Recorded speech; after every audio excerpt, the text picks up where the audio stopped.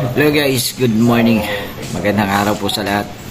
At tayo'y nasisiyahan dahil sa very successful yung Albay Loop. At ngayon nandito na tayo sa Eastern Samar ba to, no? Eastern Samar dito sa Giwan. At dito tayo nagstay sa Kalikuan Vela. At ayan, dito ang ganda ng tanawin dito. At nandito kami para mag-surf sila. Pero try ko lang mamaya. Try natin mamaya. Kasi hindi tayo marunong. Nakapag-try na tayo sa La Union. At ngayon nandito naman tayo dito sa Eastern Samar. Dito sa Giwan. Alright guys. So, ngayong araw na to is mamaya lang. Papunta tayo. Kasi napaka-historical na lugar ito dito sa Eastern Samar. Dami naming nadaanan na gusto ko sana kunan ng video pero wala tayong oras kasi nagmamadali tayo. Yung karsadahan pa lang dito napaka-historical kasi gawa pa to ng mga Amerikano. May nadaanan tayong mga magagandang spot katulad ng mga na may nakikita tayong magagandang rock formation sa daan, no? So, at saka yung tatlong bell na nadaanan natin. Sayang hindi ko nakuna ng video at ngayon dito sa resort na to papakita ko sa inyo at pupuntahan din natin yung Veterans Park dito. No, napakalumang Veterans Park. So pupunta tayo doon at kukunan natin ng shot yung lugar dito. So tara guys, samahan nyo ako sa video ito. Let's go! Hello guys, magandang araw sa ating lahat at may ibabahagi po ako sa inyo na isang napakagandang istorya sa lugar na ito.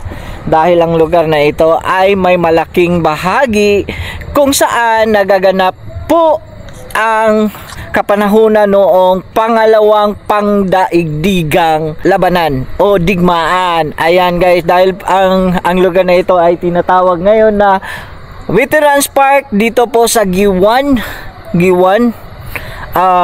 Eastern Samar. At nasa bandang gilid natin ang watawat ng Pilipinas na pinalibutan ng mga alyansa noong kapanahunan na yon.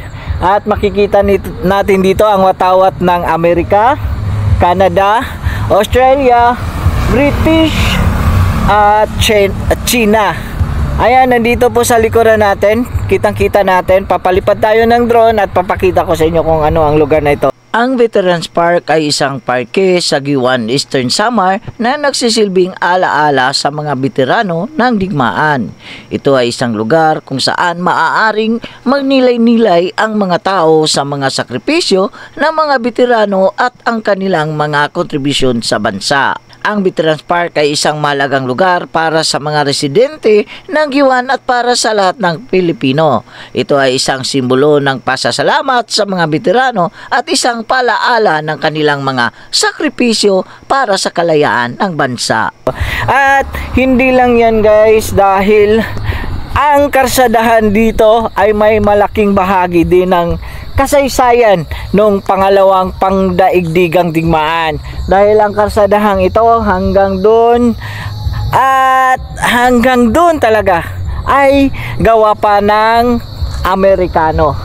So makikita natin na ang laki talaga ng ambag ng lugar na ito ng kasaysayan para sa ating kalayaan. So ayan, ibabahagi ko sa inyo ang lugar na ito. At tingnan natin kung ano pang nandun sa loob. Tara guys! Ang Giwan Road, ito ang pangunahing kalsada na itinayo ng mga Amerikano sa Giwan. Nagsimula ito mula sa baybaying Giwan at umaakyat patungo sa mga bundok na nagbibigay ng access sa mga strategic na lugar.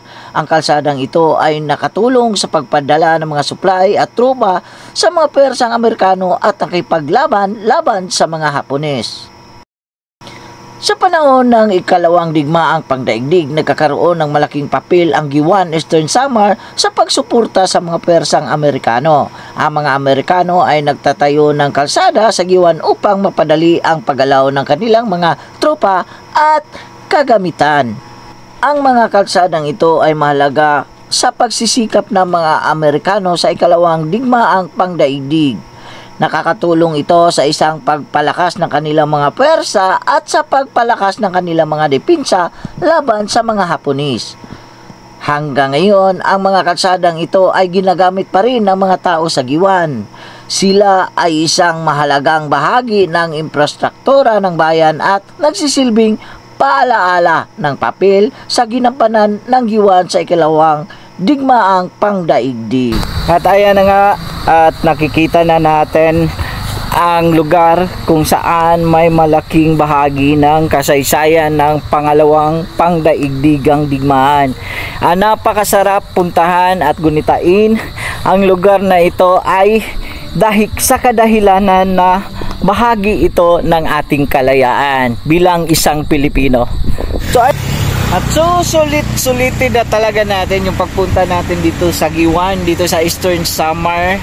Dahil nandito tayo ngayon dito sa kanilang surfing bay at kitang-kita natin yung malalaking alon na hindi mo na kailangang mag-antay pa ng malalaking alon at makapag-surf ka. Ang Giwan Surfing Bay ay isang sikat na destinasyon para sa mga surfer sa Pilipinas. Matatagpuan ito sa bayan ng Giwan sa lalawigan ng Eastern Samar. Kilala ang lugar na ito sa malaki at malalakas na alon na perpekto para sa surfing. Ang bay ay may magandang tanawin at malinis na tubig. Ang mga dalampasigan ay mapuputi at malalapad na nagbibigay ng magandang tanawin para sa mga naglalakad at nababad sa araw. Ang Giwan Surfing Bay ay isang magandang lugar para sa mga naghahanap ng pakikipagsapalaran at kagandahan ng kalikasan.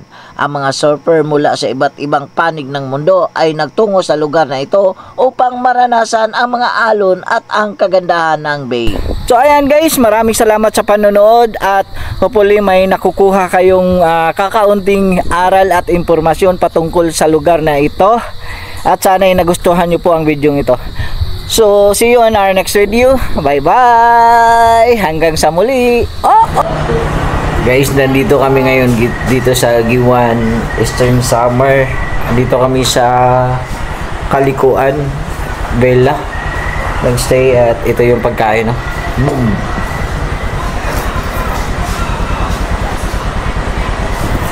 May kinilaw, may malaking isda, bluefins daw to. Tsaka ito, ewan ko kung ano pangalan ng isda. May squid. Ayan, food trip tayo.